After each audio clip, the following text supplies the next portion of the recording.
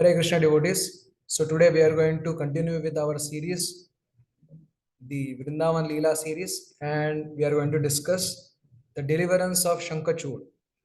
So in Srimad Bhagavatam, it is mentioned that both Krishna and Balram they performed Ras Lila with gopis. But now we have to understand from rasa point of view, from melo point of view, that it is very, very important to understand that Krishna has his own set of gopis and Balramji has his own set of gopis, and these two sets are mutually exclusive. And Krishna has his rasa dance with his set of gopis separately at different time, and Balramji has his pastimes with his set of gopis at very different time, and a distance, a place which is far away from Krishna's Rasa Leela place. Like Krishna's Rasa Leela takes place at Vamshi Vat, which is near the bank of Yamuna, at Radha Kund, which is near Govardhan, while Balramji's Rasa Leela pastimes take place at Ram Ghat, which is far, far away from these Krishna's two places of Rasa dance. So this is extremely important to understand because uh, the spiritual understanding is based on uh, the interrelationship between Krishna and Krishna's gopis, Balramji and his relationship with Krishna, and what is the relationship of Balramji's associates is with Krishna. That interrelationship is extremely important to be properly understood so that there is no rasabhas or inappropriate mixture of wrong conception, which only leads to destruction of rasa. As our Sri Nath Chakravarti Thakur nicely points out, Anauchitya Dhrutenanya Drasamabhangasya Karanam. There is no cause other than inappropriateness for the breaking of rasa. That means destruction of rasa. And we are performing devotional service to taste that bhakti rasa. And therefore, these few things which are very essential in our understanding. So therefore, both Srila Jiva Goswami and Srila Nath Chakravarti Thakur, Srinath Chakravarti Thakur, both are saying that when Bhagavatam says that Krishna and Balram enjoyed Rasa Leela, this is just to explain that both of them enjoy Rasa dance. But it has to be understood that they definitely enjoyed their Rasa at different place at different times with their respective set of different gopis. Just like we say, sun dispels darkness and moon dispels darkness. So when we say sun and moon dispel darkness, it means that they illuminate at different times and independently with their own separate respective rays. Sun has his own rays, moon has his own rays, and they illuminate the sky at different times. So this has to be understood. And whenever it is mentioned that Krishna and Balramji and their each respective set of gopis, they're all enjoying together. This is referring to a very specific pastime where there is social gathering. Krishna and Balram both enjoy their intimate pastimes very separately and in a very secluded place, the distance which is far away from each other, like that.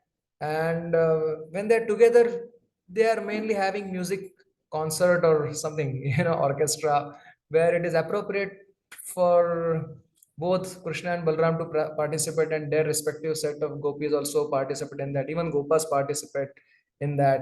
So this is a kind of a holy festival that today we are discussing, this Shankachud deliverance. So Krishna and Balram were singing and the gopis were appreciating their singing. So how come uh, this event has taken place? Because it's a communal event like Holi, which is by tradition taken is celebrated by entire village together. Okay, so there is nothing inappropriate there. So Balramji has mainly Sakhya Amsha with Krishna in Vrindavan. The Balramji's relationship with Krishna is Vatsalya Gandhi Sakhya, means it is mainly the humor or the mood or the flavor of friendship with Krishna, but he being little elder means 8 days elder to Krishna. Balramji has also a tinge of Vatsalya, kind of fatherly, kind of protective kind of nature towards Krishna. But in Vrindavan, that friendly humor is more prominent. This fatherly humor or protective humor is also there, but it is it shows up when it is needed, so as to say. While why is this so? Because both Krishna and Balram are in their Navakishore age in Vrindavan. So there is some remnant of childishness in their age. Therefore, their friendliness comes out as more prominent. While in Dwarka, Balramji's Agrajatva is more prominent, being elder brother, being supportive, being protective, being fatherly kind of figure. That nature is more prominent. Therefore, in Vrindavan pastimes, Krishna he takes Balramji also even like in the public events, to like celebrating holy festival, like that. Um, so Krishna and Balram are and their Gopa friends. They are also participating in playing holy festival with gopis, and this is how they celebrate Holi in Madhya Desh. It is mentioned. Madhya Desh is like near Kurukshetra and all. This type of Leela is only narrated at the time of Rajasuya of Yudhishthira Maharaj. Hastinapur, Kurukshetra, this middle portion of India is called as Madhya Desh. So it is mentioned that by singing of Krishna and Balram, both their respective gopis were happy and they were appreciating it. So our acharyas are very particular in explaining this. They say that Krishna's gopis fainted by hearing Krishna singing, and Balramji's gopis fainted by hearing Balramji singing. Or Krishna's gopis were bewildered by Krishna singing due to Krishna's bhava for them, while in case of Balramji singing, Krishna's gopis they appreciated Balramji singing due to his expertise in singing sweetly. Hmm. Like that. Because Krishna and Balram are having this Ganamaya Vihar. Hmm.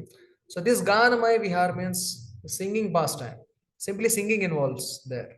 That in this pastime only, their gopis are together. Like Krishna's gopis and Balramji's gopis. Otherwise, not any other kind of vihar. Means uh, uh, like already we discussed, the intimate vihar of Krishna happens with his set of gopis very independently and in a secluded place, in a place very far distant from where Balramji's gopis have their pastimes with Balramji in a far different place. So that is mentioned. But here is musical orchestra, you can see, where it should be understood that Balramji has a kind of that Vatsalya Gandhi Sakhya we discussed. So Balramji's set of gopis also have that kind of disposition towards Krishna, a kind of motherly disposition you can think of. And on the other hand, Balramji's attitude towards Krishna's gopis is also like Vatsalya Gandhi Sakhya. Just like he has with Krishna, like elder brother protective. So similarly, same attitude he has with Krishna's gopis also, like elder brother protective. Like so we can simply understand the purity of these relationships, uh, and which is completely based on the rasa theory explained by Srila Rupa Goswami, which we will discuss some other time.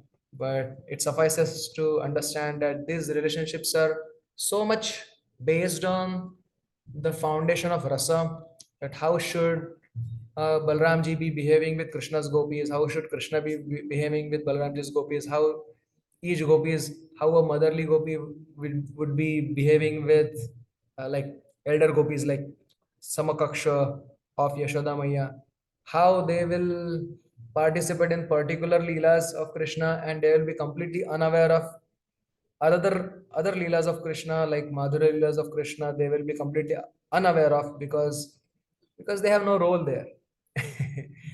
They Krishna is their son for the elderly gopis, so they're happy in that relationship. They don't even inquire about what does Krishna do in his Madhur Leela, and nor Yogamaya also.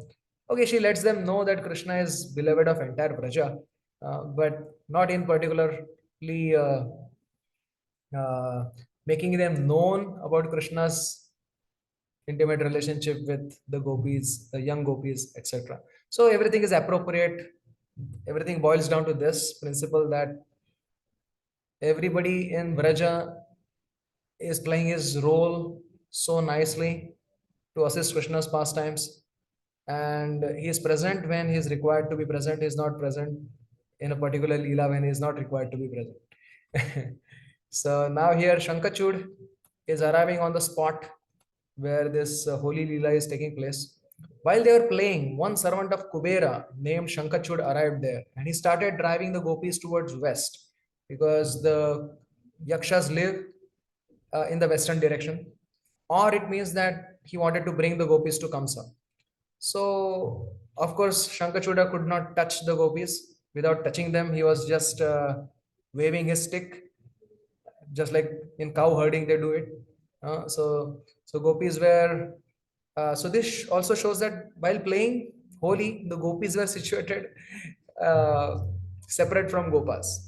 That is the culture of Holi, and they were throwing colors on each other. So Shankachuda had stolen jewel from Kubera's treasury, although he was entrusted by Kubera to protect his wealth. He became servant of Kamsa, this Shankachuda. Either he was trying to kidnap uh, Radharani only by Kamsa's order, or he was kidnapping her with her sakhis. So Ma Bhaishtya, it is her sakhis are trying to pacify her. Probably these are Manjaris. And Krishna and Balram chased Shankachud as if death personified. And Shankachud started running. Why was Krishna chasing him instead of throwing log of shala tree, which he was holding to kill him? Well, Krishna desired to take the jewel from his head while he was alive, because it is inappropriate to touch a dead body. Once he's dead, then taking the money from his head is inappropriate. So Krishna decided that let me take the money, the jewel, while he is alive. Krishna chased him to come in front of him because to kill somebody from behind is not an etiquette. Although it was perfectly all right because he deserved to die. So with one blow of fist, Krishna killed Shankachud. This shows is the ease in killing Shankachud. So Krishna gave that jewel, he took that jewel and he gave that jewel to Balramji so that there is no envy provoked in any of Krishna's gopis. If he gave to somebody and not other gopis will go into Man Leela. So, and another reason is to honor Balramji, who is his respectable elder brother and who protected all gopis. So, therefore, he gave that jewel to Balramji. Few more reasons are given. Krishna wanted to give that jewel to Radharani, but he cannot give in front of all the gopis, and she also cannot hide and protect it from all gopis' vision. So definitely Krishna is thinking, I definitely want to give Radharani this jewel, but then others will become jealous. So if I give it to Balramji and he's elder, so no one will object. And if Balramji, knowing my heart, gives the jewel to Radharani, no one will become angry at either Balramji or me or even at Radharani. So Srinath Chakravarti Thakur says, or Krishna gave the jewel to Balramji because Balramji was morose due to kidnapping of his gopis. So while Balramji's gopis saw, Krishna gave the jewel to Balramji to pacify him. That is another reason. Vishnu Thakur gives very beautiful insight into that. He says that Krishna gave the jewel to Balramji, and since Balramji is very intelligent, so he delivered the jewel to Krishna Abhipsita Sthala. He is not mentioning the name of Radharani directly, just like Shukadeva Goswami doesn't.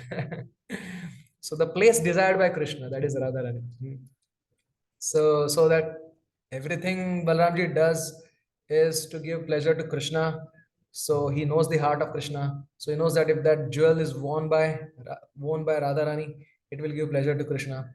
So Balramji is indirectly assisting the pastimes of Radharani and Krishna, which all the Vrajvasis, according to their own position and relation, assist Radha Krishna's pastimes directly or indirectly. And word here mentioned is Krishna Abhipsita Sthala. So in colloquial language also they refer to bride as Thala. So Balramji gave the jewel to Krishna's beloved, you can say bride, Radharani, that jewel, so that Krishna will be pleased to see that jewel on her. That's the beauty. So there is one Vaishnav poet, Hari Suri. He gives few poetic descriptions of this. So we will also try to relish that. So Krishna engaged Bala in protecting young gopis, engaged Balramji, because it is said that Yogavit, one who is expert in yoga, should protect his vritti by Yoga Bala and then kill the Bhaya Upadhi.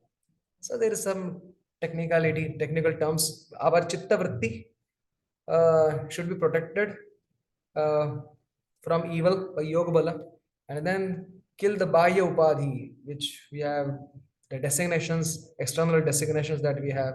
Um, so that is what Krishna did. And Krishna is thinking, I am Vishala Mana. So how can I kill with Shala? I am Vishala. So he was carrying the Shala tree, but why did he kill Balramji with his own hands? Because Krishna is thinking, I am Vishal Mana. So Vishal means could be, I'm without Shala. So that is a play of words here. Krishna is thinking, I have one Panchajanya conch shell, Shankha. What is this Shankhacuda money? So Krishna was curious to inspect it, and therefore he took it. So if another reason is giving, why did he give to Balramji? If one gets little or more money after taking birth, then it belongs to Agraja, elder brother.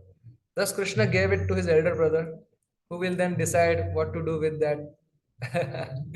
So that is such a wonderful pastime where Shankachud got delivered. At the same time, we get to know the intricacies of relationship, beautiful relationships that take place in spiritual world, how entirety of Vraja is assisting Radha Krishna's pastimes, and how they are acting in their own role so beautifully, so that that spiritual rasa is nourished more and more.